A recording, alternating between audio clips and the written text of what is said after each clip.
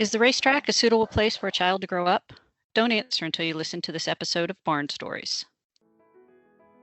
Welcome to the Barn Stories podcast. I'm Lori Prinz, editor of Equus Magazine. And I'm managing editor Christine Barakat. This podcast features our favorite essays and articles published in Equus over the past 40 years. Although Equus is known for articles on horse care and veterinary research, our editorial mission has always been guided by the bond that exists between horses and people. And each issue has featured a real-life story that celebrates how horses enrich our lives and touch our hearts. We've searched our archives, chosen the stories that resonated with our readers, and given them new life in this audio format. Longtime subscribers may recognize some of their favorite pieces. And if you're new to the Equus community, these stories will confirm that no matter what sort of saddle you sit in, a deep emotional connection to horses is something we all share. This episode is less of a story and more of an essay, an evocative, almost lyrical tribute to the daily rhythms of the backstretch.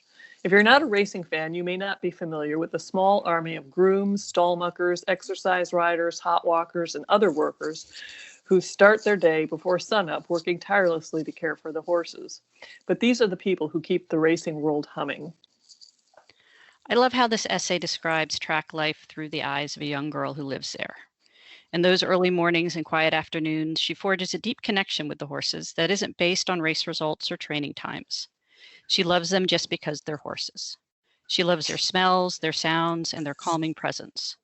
Her experience with horses enriches her life in the moment and provides a solid foundation for her future. I think that's a pretty universal experience for horse girls of all ages, from racetracks to rodeos to show rings. Let's listen to Scenes from the Backstretch, written by Verna Dreisbach and read by Taylor Autumn.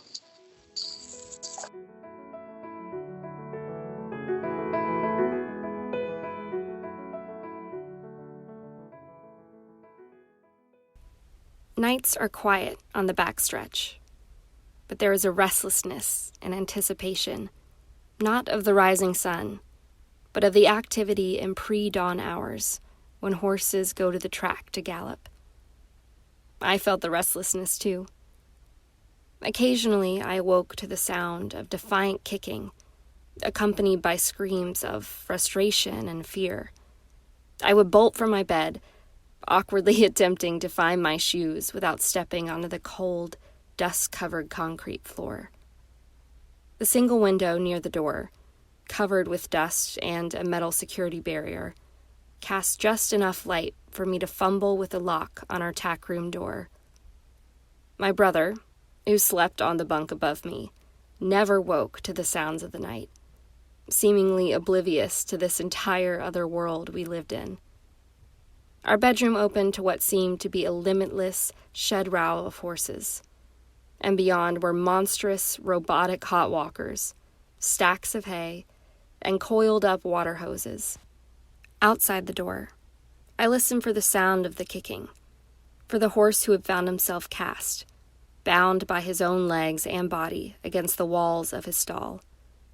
After many months of living among the horses, I was able to discern which ones had the most trouble with the night. Most times, I talked them through their fury, the sound of my voice calming their fear. Occasionally, I slipped into a stall and pulled the legs over the trapped body to freedom. As a girl of 10 years, I felt quite heroic and brave dealing with such monstrous animals, moving their entire bodies with my small frame. Once I had the horse freed, we would both stand in silence, calming our fears, and then find our way back to our nightly rest. I would never awaken to the clatter of the cars driving by, to the brightness of the headlights shining through my window, nor to the hum of voices increasing in number. But I would always rouse to the sound of the horses walking by or whinnying. It was still dark when I parted from my warm bed, somewhat startled by the coldness of the room. Morning seemed so far off. On days that I didn't have school, I was part of this fast-paced adventure. I loved to watch the excitement of the horses passing by, who could bear to neither walk nor trot, but simply pranced and skipped with anticipation as they neared the track. They had waited all night for the chance to run. I would head to the track and sit on the edge of the railing, separated from the runners by only a few feet. The darkness prevented me from seeing the entire oval, but I was close enough to feel the ground vibrate when they approached. Clumps of dirt kicked up from their hooves, struck the ground around me. A slight breeze, as they raced by, would stir wisps of hair across my face. They would return tired, yet revived, with sweat dripping down their legs, foam oozing from their mouths as they chewed their bits.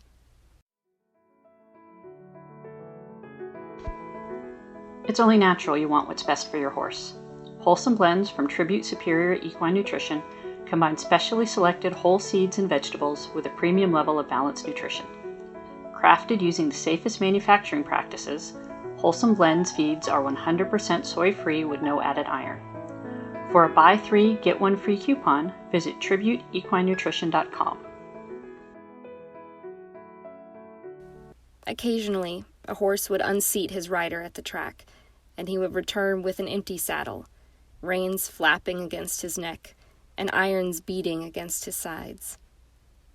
The sound of a loose horse approaching from a distance was unmistakable, his gaits beating out the sound of complete freedom and momentary triumph over his controlled world.